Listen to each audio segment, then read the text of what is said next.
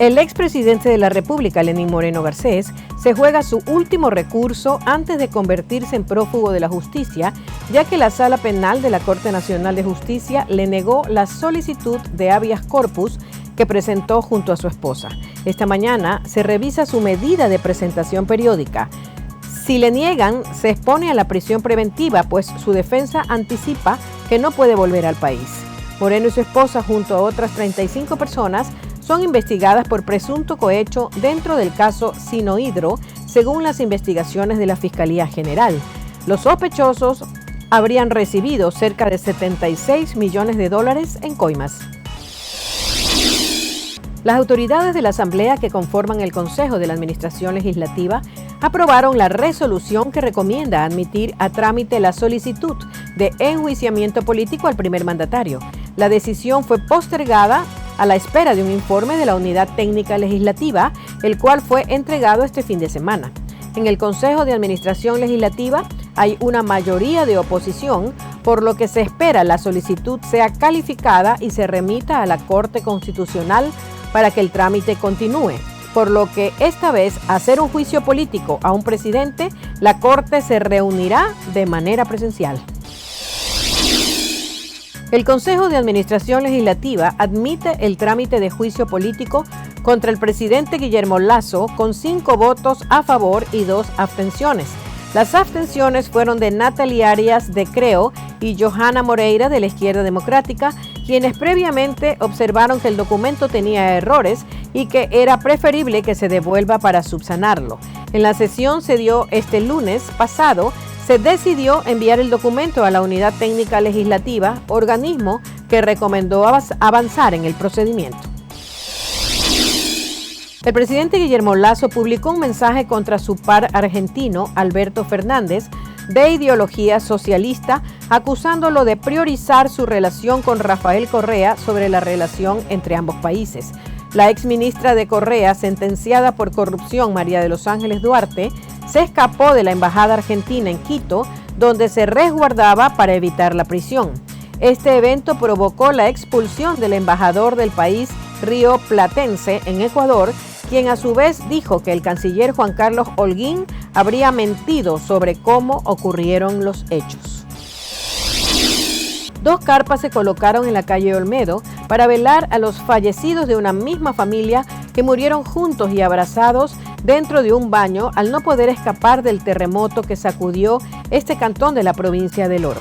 Víctor Cheme, padre de 2 menores de 7 y 2 años que fallecieron en el derrumbe, comentó que ellos nunca se despegaron pese al derrumbe de la casa, que los sacaron y los subieron a un vehículo para llevarlos al hospital, pero allá le dijeron que habían fallecido. Darío Macas, alcalde de Machala, declaró en emergencia el cantón y suspendió todas las actividades de las celebraciones de los 199 años de cantonización del 25 de junio para que esos recursos se destinen a la recuperación del cantón.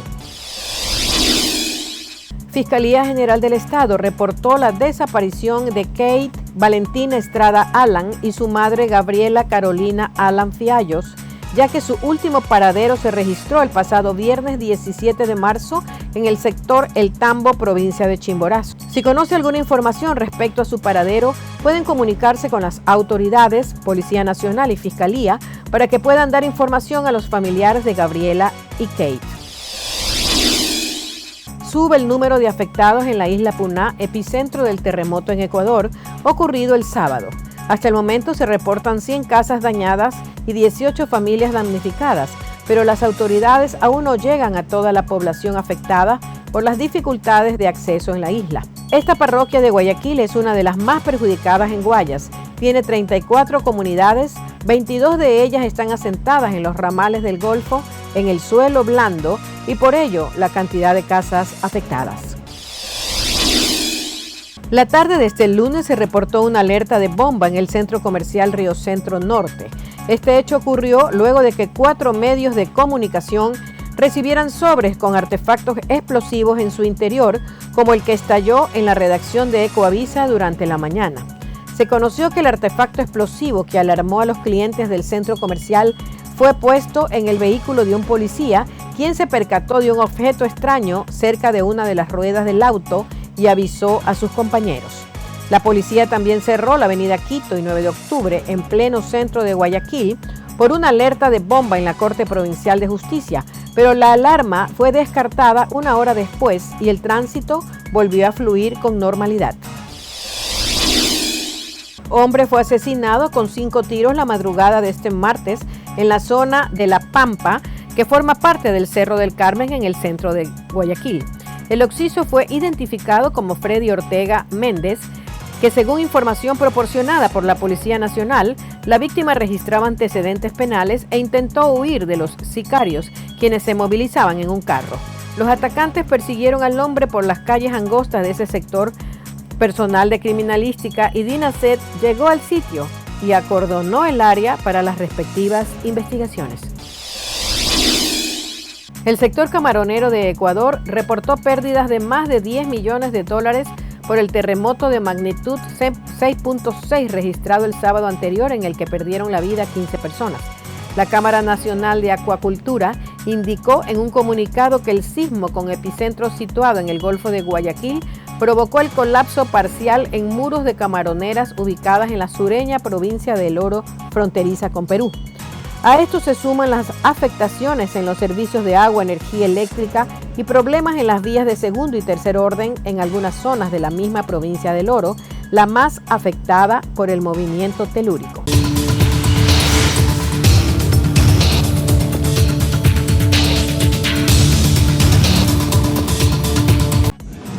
Con escepticismo y cautela sigue Estados Unidos el encuentro en Moscú este lunes entre el presidente chino Xi Jinping y su homólogo ruso Vladimir Putin. El hecho de que el presidente Xi viaje a Rusia días después de que la Corte Penal Internacional emitiera una orden de arresto contra el presidente Putin sugiere que China no se siente responsable de las atrocidades cometidas en Ucrania y, en lugar de incluso condenarlas, prefiere proporcionar una cobertura diplomática para que Rusia continúe cometiendo esos mismos crímenes. El secretario de Estado Antony Blinken también se refirió al plan de paz de China, el cual fue discutido en el Kremlin, según el mismo Putin. Hemos estudiado cuidadosamente sus propuestas sobre la solución de la crisis aguda en Ucrania. Por supuesto que tendremos la oportunidad de discutir estos temas.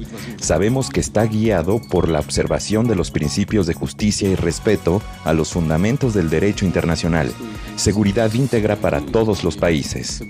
Sin embargo, Estados Unidos cuestiona el plan de paz. El elemento fundamental de cualquier plan para poner fin a la guerra en Ucrania y producir una más justa y duradera es defender la soberanía y la integridad territorial de Ucrania, de acuerdo con la Carta de las Naciones Unidas. Cualquier plan que no priorice este principio fundamental es, en el mejor de los casos, una táctica para ganar tiempo o simplemente busca facilitar un resultado injusto. Mientras tanto, Xi Jinping reiteró su intención de fortalecer la alianza estratégica con Moscú. Esperamos que la asociación estratégica entre China y Rusia, por un lado, defienda la equidad y la justicia internacionales y por otro, promueva la prosperidad y el desarrollo de nuestros países. 6 bancos centrales se han movilizado para impulsar el flujo de dólares estadounidenses y así aliviar la inquietud en los mercados financieros mundiales. La medida, dijeron los bancos, es para mejorar la liquidez. El Banco de Canadá, el Banco de Inglaterra, el Banco de Japón, el Banco Central Europeo, la Reserva Federal y el Banco Nacional Suizo anuncian hoy una acción coordinada para mejorar la provisión de liquidez a través de la línea de intercambio de liquidez permanente en dólares estadounidenses. La rara declaración conjunta se produce cuando el gigante bancario UBS anunció el domingo que comprará por $3.000 millones a su rival Credit Suisse, otro banco en crisis, en un acuerdo rápido negociado por las autoridades suizas. Sin embargo, estas acciones no calman a los mercados, que siguen nerviosos porque no se sabe si la Reserva Federal estadounidense elevará su tasa de interés este miércoles, frente a una inflación aún demasiado alta, ignorando así las agitaciones bursátiles actuales. Ese es el enfoque del Tesoro y los reguladores bancarios, y como vieron, debido a nuestras acciones esta semana, bajo la dirección del presidente, los estadounidenses deben estar seguros de que sus depósitos estarán allí cuando los necesiten. Entre tanto, el destino de First Republic Bank sigue siendo incierto de cara al lunes, ya que la inyección de efectivo de $30,000 millones por parte de algunos de los bancos más grandes del país y un frenético esfuerzo por vender una participación en el banco hicieron poco para calmar a los inversores y depositantes. El banco regional, después de Silicon Valley Bank y First Signature Bank, sigue al borde del colapso. Al otro lado del río Tigris se encuentra aquí la llamada Zona Verde, donde el dictador iraquí Saddam Hussein tenía sus palacios y su gobierno, un lugar que fue golpeado por ataques aéreos estadounidenses durante días y noches. La primera noche de la invasión, el cielo nocturno se iluminó con explosiones y fuegos, y 26 días después, también aquí en el centro de Bagdad, la estatua de Saddam Hussein fue derribada por soldados americanos y civiles iraquíes. Irak ha perdido más de 100.000 de sus habitantes desde la invasión. Algunas estimaciones sitúan ese número alrededor de 300.000, incluidos soldados e insurgentes iraquíes. El fin del reino de Saddam Hussein finalmente condujo a asesinatos por venganza, violencia sectaria y miedo constante a ataques terroristas mortales. La partida de las tropas estadounidenses en el año 2011 condujo a otro vacío de poder y entró el grupo terrorista Estado Islámico. Los soldados norteamericanos regresaron en 2014 y alrededor de 2.500 permanecen en el país. Por supuesto, mucho menos que los 170.000 efectivos que tenían su base en Irak en el apogeo de la ocupación. Ahora, Irak se encuentra en un periodo de relativa calma y estabilidad, pero aquí todos saben que en las últimas décadas Irak ha conocido más años de guerra que de paz. El frío extremo en el invierno y el calor intenso de verano incrementan las solicitudes de ayuda que reciben los capellanes del desierto. Tan solo en febrero recibieron 45 reportes de migrantes o familiares que pedían iniciar una búsqueda. Esta es para, dado caso de alguna picadura de algún animal venenoso. Nosotros, al recibir la llamada, nosotros pues pedimos lo que es nombre completo, fecha de nacimiento, lugar de nacimiento, ya la información ya de la persona y preguntamos si se hizo el reporte del consulado correspondiente. Regresen a la venta. La semana pasada recibieron una llamada de Guatemala para reportar a una migrante de 23 años que no pudo continuar caminando y el grupo con el que viajaba la dejó en el camino. Ella envió una ubicación con su cuñada allá en los Estados Unidos y yo envié las coordenadas con los capellanes del desierto. Esta información la compartieron con la patrulla fronteriza, que vía aérea pudo ubicarla. Lamentablemente, ya había fallecido. El cuerpo se encuentra en la oficina forense del condado Pima. Pensamos que a lo mejor ella sufrió de hipotermia al subir el cerro. La organización prepara a sus voluntarios para las búsquedas este verano, cuando suelen recibir varias llamadas en un solo día.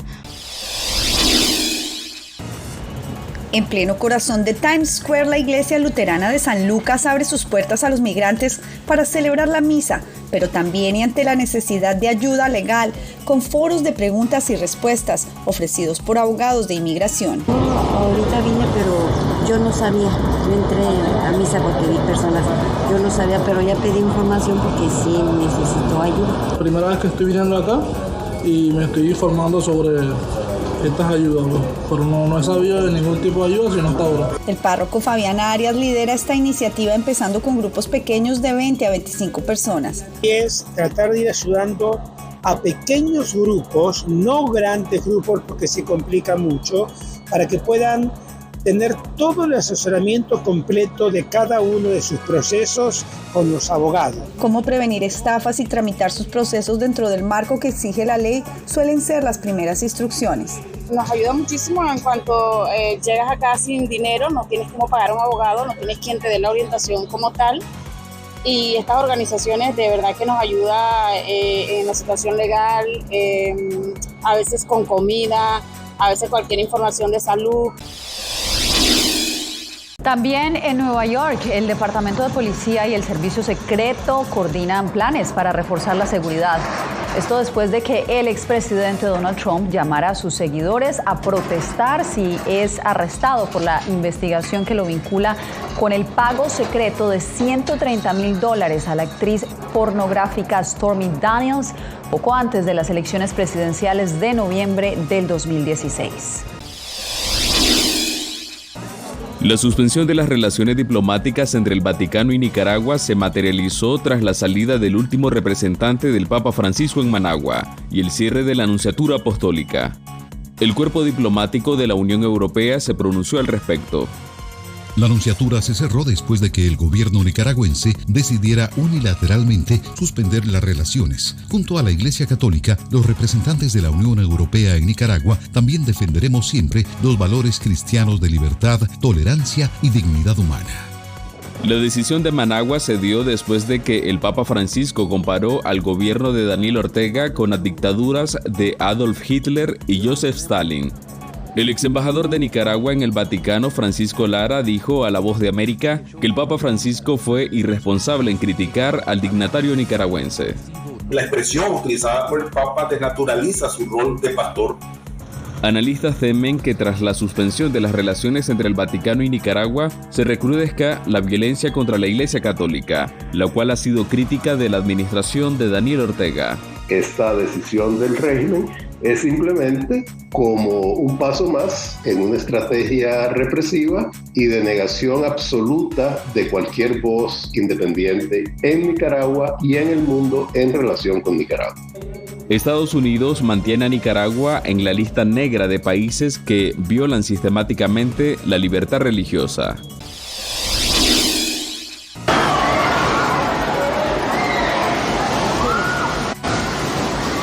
Pánico generó en buena parte de la población ecuatoriana un sismo de magnitud 6.8 grados, de acuerdo con el Servicio Geológico de Estados Unidos. Los efectos del movimiento telúrico ocurrido el sábado motivaron que el gobierno del Ecuador acelere acciones para atender a la población afectada en las provincias de El Oro, Azuay, Loja y Guayas. Hay 192 casas afectadas y 89 viviendas destruidas. Vamos a declarar el estado de excepción sin restricción de derechos a nivel nacional. Durante las últimas horas, el presidente Guillermo Lasso recorrió las zonas más afectadas y expresó su solidaridad con las familias de las víctimas. Junto a él se activaron instituciones públicas encabezadas por la Secretaría de Gestión de Riesgos, la Policía Nacional y las Fuerzas Armadas. La ciudad de Machala, localizada cerca del límite con Perú, es la más afectada en cuanto a fallecidos y daños en edificaciones. Así lo confirmó a La Voz de América su alcalde. La ciudad ha quedado destrozada. Se ve hoy por hoy las familias enlutadas. Hemos perdido un muelle de cabotaje que se desplomó en su totalidad. Entonces vamos a necesitar de la ayuda de todos, de los machados. El Papa Francisco expresó este domingo su cercanía con el pueblo ecuatoriano tras conocerse el fenómeno natural. Estoy cercano al pueblo del Ecuador y le aseguro mis oraciones por los difuntos y heridos y por todo lo que han sufrido. A los daños ocasionados por el terremoto se suman otros que deja un fuerte temporal, con inundaciones y deslaves, especialmente en la región litoral. El secretario general de la ONU, Antonio Guterres, hizo un llamado a los países ricos para que avancen en sus objetivos de lograr la neutralidad de carbono lo más cerca posible del 2040. Guterres presentó este lunes el informe final del panel intergubernamental sobre el cambio climático que evalúa el impacto y la trayectoria del calentamiento global. Aseguró que es necesario desactivar la bomba de tiempo climática y subrayó el papel de del grupo de las 20 economías más grandes del mundo, que son responsables del 80% de las emisiones mundiales de gases de efecto invernadero. Entre los arrestados destaca el ex superintendente de criptoactivos, Josélid Ramírez, quien estaría relacionado con la desaparición de unos $3.000 millones procedentes de la venta de petróleo venezolano, de acuerdo con medios oficiales. Ramírez está incluido en la lista de los más buscados del Servicio de Inmigración y Control de Aduanas de Estados Unidos. el Distrito Sur de Nueva York, lo señala de colaborar con el gobierno de Venezuela para la evasión de sanciones contra la petrolera PDVSA. Por información sobre su paradero, el Departamento de Estado ofrece una recompensa de $5 millones. También fueron detenidos 2 jueces y el alcalde Pedro Hernández. A este último lo vinculan con una banda criminal, hechos que la oposición venezolana califica como obscenos. Este es el retrato más repugnante de lo que es el socialismo en Venezuela. Expertos advierten que, más allá de los delitos que pudieron haber cometido los capturados, también podría haber una factura política en estos casos. Un proceso de reacomodo entre factores del propio Ejecutivo que posteriormente intenta ser judicializado. Ni qué decir que uno de los sectores que han salido más perdidosos en este proceso que se ha conocido en los últimos días tiene que ver con el vicepresidente de Economía, Tarek El Aissami. Justamente, desde su cuenta en Twitter, El Aissami anunció que renuncia al Ministerio del Petróleo para apoyar las investigaciones contra la corrupción que se vienen desarrollando dentro de PDVSA. La idea de trabajar menos días a la semana por el mismo salario le atrae a la dentista Iria Hondo. Podría uno trabajar en otro negocio o relajarse en el hogar con la familia. Pero para James Rogers, dueño de un negocio de construcción en Dakota del Sur, la fórmula no funcionaría. Necesitamos las semanas laborales largas para terminar el trabajo de temporada asignado. En 2022, la organización sin fines de lucro 4-Day Week Global y sus socios implementaron programas piloto en Estados Unidos y el Reino Unido. Los trabajadores reportaron menos fatiga e insomnio, así como un 65% menos de ausentismo. Mejoró el bienestar, pero además la productividad de los negocios permaneció igual o incrementó. El legislador demócrata Mark Takano volvió a presentar un anteproyecto de ley para establecer una semana laboral de 32 horas en todo Estados Unidos. Ello podría tomar años, pues aún no cuenta con apoyo de los republicanos y admite que habrá que afinar los detalles.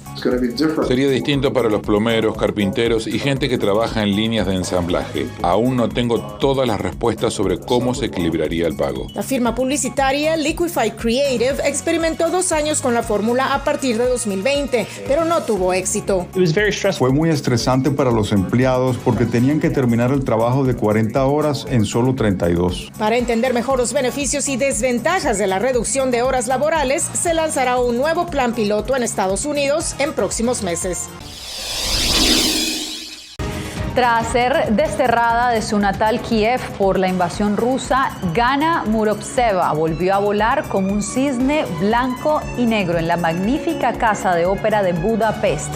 La primera bailarina en salir de Ucrania tras la invasión rusa revoloteó con sus ondulantes brazos de cisne en el papel principal de este clásico del ballet, lo que hizo estallar en aplausos al público.